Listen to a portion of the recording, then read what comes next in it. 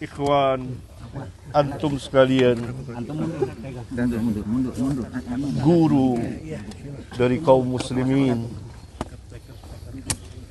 telah wafat dan berpulang ke rahmatullah. Mundur ada tanah. Beliau yang saya kenal dari puluhan tahun yang lalu, tepatnya pada tahun 83,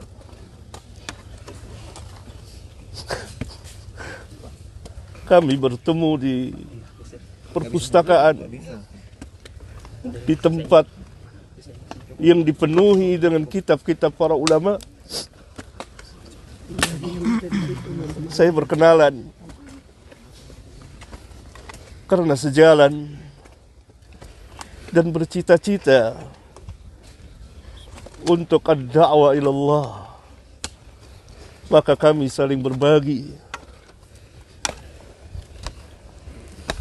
dalam menimba ilmu syar'iyah dan berdakwah apa yang kami mampu. Terus berlangsung sampai pada hari Kamis pekan yang lalu. Saya sempat bertemu, menjenguknya dan berbicara, memberikan kabar gembira. Absyir ya Ustaz, antum telah berbuat apa yang antum telah buat. Apalagi antum selesai menunaikan ibadah haji. Semoga mendapat haji yang mabrur, yang tidak ada balasannya kecuali jannah. Beliau telah menginfakkan umurnya sekian puluh tahun untuk berdakwah ad-da'wah ilallah, dan saya kenal betul dengan lisan dan tulisan. Salah seorang ahli ilmu telah wafat. Inna lillahi wa inna ilaihi raji'un. Allahumma ajurni fi musibati wa akhlif li khairan minha. Dan beliau mengajarkan kepada keluarga dan kepada umat, dan sangat giat. Salah satu yang membuat saya tertarik bertemu dan memanggilnya dan berkenalan, selalu di tangannya ada pena dan buku kecil. Tidak lepas dari itu untuk menulis sejumlah fawaid ilmiah. Itu yang saya tahu. Maka kita berkenalan. Ikhwan sekalian, Imam Ahmad pernah berkata, Yaumul Janaiz, pada hari jenazah bagi ahlus sunnah disaksikan oleh manusia. Yaumul Janaiz yang membedakan di antara pembedanya. Oleh karena itu kita kepulangan beliau mendapat pelajaran yang sangat berharga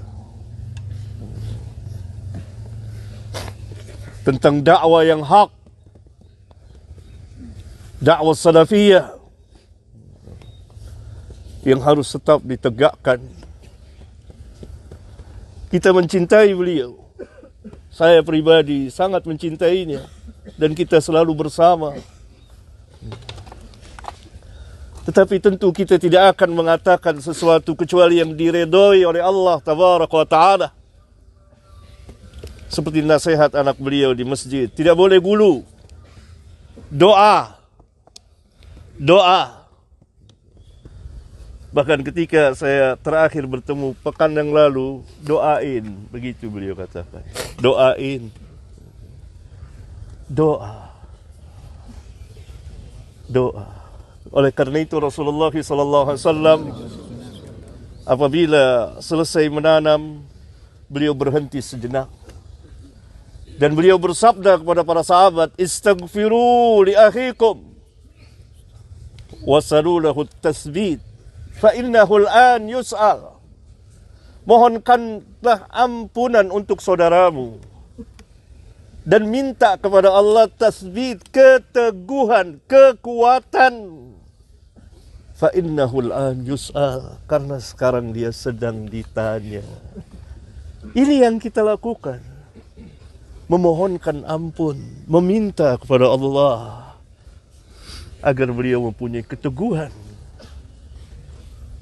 dalam menjawab pertanyaan dua malaikat yang mulia, Munkar dan Nakir.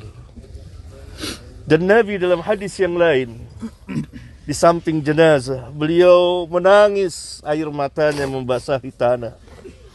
Dan beliau mengatakan, untuk yang seperti inilah, pada hari inilah, kamu mempersiapkan diri. Nabi SAW mengatakan kepada para sahabat, yang Allah jamin jannah. Bagaimana dengan kita? Ini yang kita ambil pelajaran. Dengan penuh kekhusyuan. Jangan teriak-teriak suara berisik. Karena ini ibrah yang sangat dalam.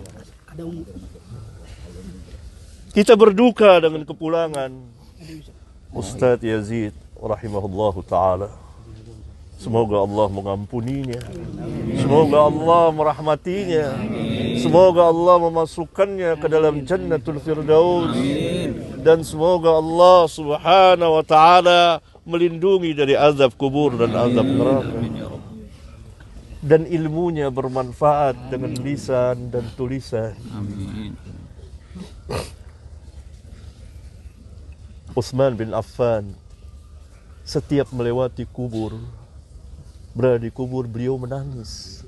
Dia menyebut kubur, menangis. Ditanya, kenapa engkau menangis ketika disebut kubur atau berada di kubur? Dan ketika disebut neraka, engkau tidak menangis.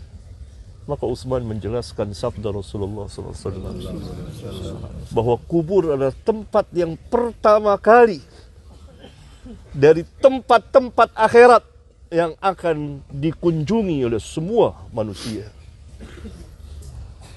Kalau baik dikubur, selamat dikubur, maka selamat mudah kesananya. Kalau celaka dikubur, maka sulit. Ini dalam hadis sahih riwayat Imam Abu Daud.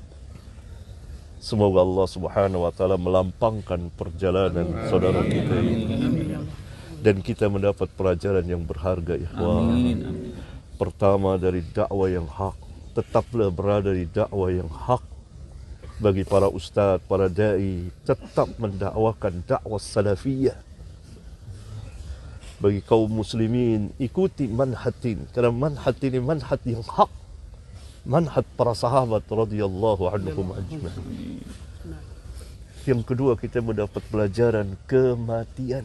Bahwa semua kita akan seperti entah kapan waktunya. Tidak ada yang tahu perkara yang gaib. Saya Kamis kemarin meminta izin pada anak beliau, dia berada di ruang ICU. Hati saya gelisah. Kenapa hati saya gelisah? Saya harus ketemu, saya harus minta izin kepada anak beliau. Biar gimana saya harus ketemu. Saya berangkat.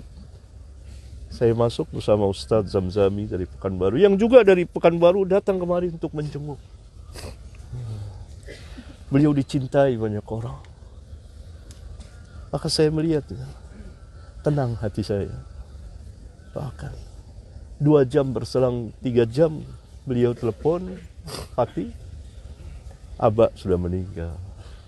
Kita tidak ada yang tahu perkara yang gaib. Rahasia Allah. Dan ada hikmah di balik itu. Perjalanan beliau panjang sekali. Berlika-liku. Suka dan duka. Doakan. Semoga Allah menerima amal kebaikan beliau. Menghapuskan kesalahan beliau. Dan beliau menjalani sakit. Yang Nabi SAW mengatakan sakit itu dapat menghapuskan dosa. Semoga bersih ketika beliau wafat. Wassalamualaikum warahmatullahi wabarakatuh. Waalaikumsalam warahmatullahi wabarakatuh.